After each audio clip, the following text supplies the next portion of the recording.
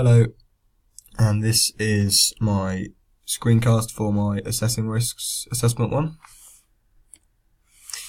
So these are four legislative factors. We've got PPE, COSH, RIDDOR, and health and safety. PPE is personal protection equipment or personal protective equipment, and it's in non-sporting context. It is, as it says, things like safety helmets, gloves, eye protection, high visibility, any equipment that will protect the user against health or safety risks at work. So in a sporting context, you'd be your gum shields, your scrum hats, knee pads, elbow pads, maybe pads if you're playing in goal for a sport. What else is that? Stud length. Anything that could cause harm to you or a fellow player needs to be assessed and make sure it's correct. And this is important to keep the players safe, keep the environment safe, make sure that there's no unnecessary injuries in sport. Now, COSH stands for Control of Substances Hazardous to Health, and this is kind of hard to link to a sporting context, but it can be, as if you're not necessarily playing, but if you're in the stands, you can have maybe there might be like a wet floor sign, like, because although water isn't really a hazardous substance, it can be if someone slips and hurts themselves, or there could be hot oil or hot fat for where they're cooking the food. And it's just making sure that no one gets injured on harmful chemicals, because they might have gasoline somewhere, or they could have anything, like acid, a big one. Some in a work environment, you could work in a science lab at school, and there could be acid there, and you need to make sure you don't get badly burned from it, because that can be very painful. Now we move on to RIDDOR, or RIDDOR, don't know how to pronounce it. And this is the Reporting of Injuries, Diseases and Dangerous Occurrences Regulations 2013, which is when it was updated. So RIDDOR puts duties on employers, the self-employed, and people in control of work premises. So the people who are responsible to report certain workshop accidents. So in a non-sporting context, this could be people slipping over. Like I work at tea room, so if I walk into the washing machine, if I leave the door open, or if I slip on the floor and hit my head open, that would have to be reported.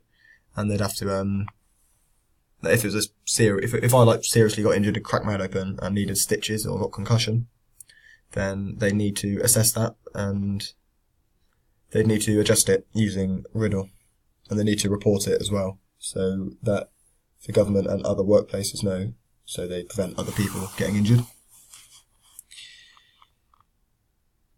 And it could also be for diseases.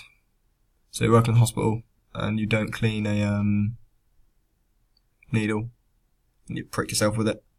Something happens, that needs to be reported, and needs to be dealt with. But that's more on a personal error. So, and all just specific dangerous occurrences, like let's say there is a wet floor sign. There's like a wet floor at my work, and I slip on it, and there's a sharp knife on the side of the table, and I nearly put my hand through it, but I just managed to stop myself. That's a near miss. Something bad could have happened, or if my head could have hit something hard and I could have got concussed, but I managed to stop myself, then that would have to be reported. So that could be changed. And incidents that happen in Northern Ireland should be reported to the Health and Safety Executive, Northern Ireland. Now, health and safety. This is your standard health and safety, really, as it says. So the page I got it from says it provides guidance and the tools to help those running sports clubs and understand what they may need to comply with workplace health and safety law. So, if I play rugby for a club, they have to make sure that the pitch is always checked, so there's no harmful stones. Although they don't do a very good job, mind. But yeah, they need to make sure that the pitch is safe to play on, because there's a lot of age groups on there, and there's a lot of people there. So if someone slips, they could hurt themselves, badly damage themselves. And also the facilities, they need to make sure that the taps work, showers work, so they can stay hygienic. That's food safety and hygiene, and they need to make sure the food's all cooked. So this is for in a bigger, more mainstream context. For instance, if Old Trafford started giving people food poisoning from their food, but they didn't cook the food properly, then it'll be all over the news, and they'd have to change the recipe. The chefs will get fired because the people who run it or man it or maintain it would have to take that precaution to make sure no one gets food poisoning, so everyone stays safe. The similarities and differences between legislations. Now, PPE is protective equipment designed to protect people in the work environment, but it protects workers from different hazards and risks compared to some of the other ones, as in COSH is harmful substances. Whereas, hang on, I've got that wrong for RIDDOR. RIDDOR is, you report it, so RIDDOR's after the accident happens. Yeah, so RIDDOR is a safety precaution to make sure people don't get injured again. Yeah, I've got that bit wrong there. Health and safety is a prevention or a solution. Sometimes could be a bit of both, but they all protect people at work or at sport. The legal factors are loco parentis, duty of care, higher duty of care, and negligence. We'll get onto them shortly. Loco parentis,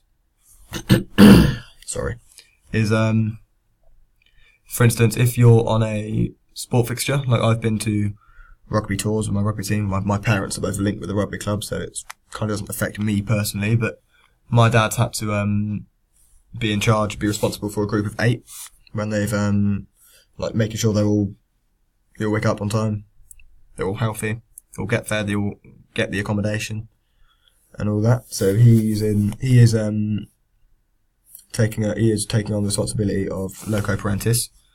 So if anything happens to the children, he is responsible. Nothing has happened, obviously. Well, I hope not, anyway. But yeah, he was responsible for them, as the parent or carer wasn't there, so he had to take the role.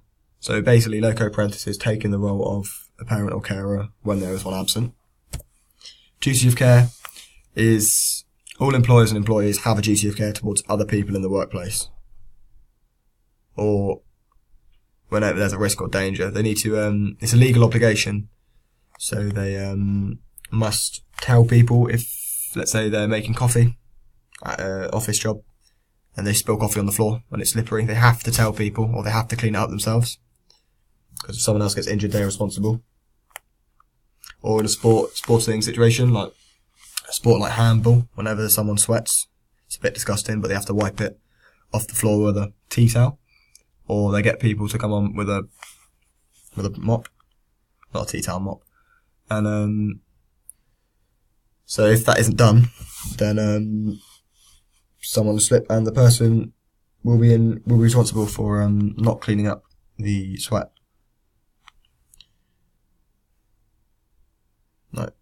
If you're, like it says, if you're running a basketball lesson in a sports hall, and it starts raining, and the maintenance team didn't dry the sports hall, student slips, hurt themselves, it could be sued for negligence, which is what we'll get on to soon. But because it may not have checked it, but the coach will get sued for duty of care because they didn't make sure the children were playing in a safe working environment. Higher duty of care is like the follow-on. So this is if anyone has like learning disabilities. It's more like specialist care. So people, for example, as it says, the coach should be aware of medical conditions. So if a kid has a really bad asthma problem, he shouldn't be going for 12-minute Cooper runs, because it could trigger him and it could put his life at risk. And like it just said, student has asthma, coach. They also need to make sure they have their inhaler with them. So let's say people who diabetic, they need to have their insulin with them, just in case they have a moment. You need to make sure that they're able to sort it out, because otherwise that can be dangerous for the people involved. Negligence is when people, like I said earlier, when people when they know about it but don't take it into consideration. So like I said, if the person knew the floor was slippery in the sports hall and didn't do anything, like didn't clean it up, and someone slips himself, he'd be sued for negligence.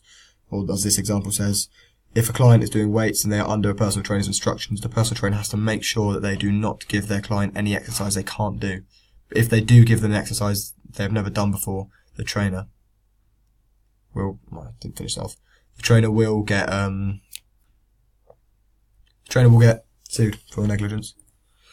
Laws and their appropriate courts: statutory law, civil law, and case law. Statutory law is law that is all the written laws making it illegal but to not follow them. So this is stuff like standard laws, really, like speeding and all that. Health and Safety Act at work puts in place to make people safe at work. It covers the whole legal side of law, enforcing everyone to follow these laws, otherwise they'll be taken to court. Let's say if a swimming pool, like it says, swimming pool, and someone goes in the pool with a high level of chlorine and it burns their skin, under statutory law, the sports centre will be sued for negligence and lack of duty of care. And the teacher will be bad loco parentis. Civil law is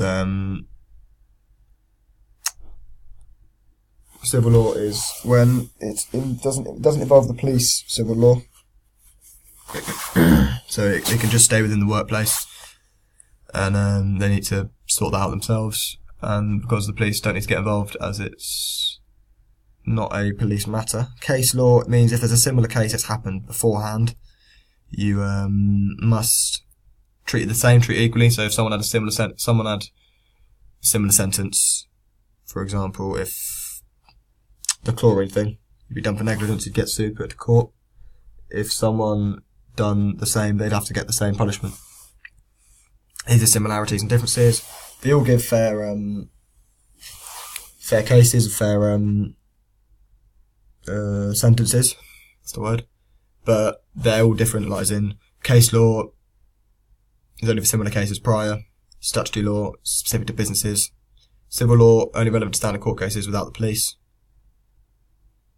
And loco parentis, of course, as we said, is only taken into consideration when a carer is absent.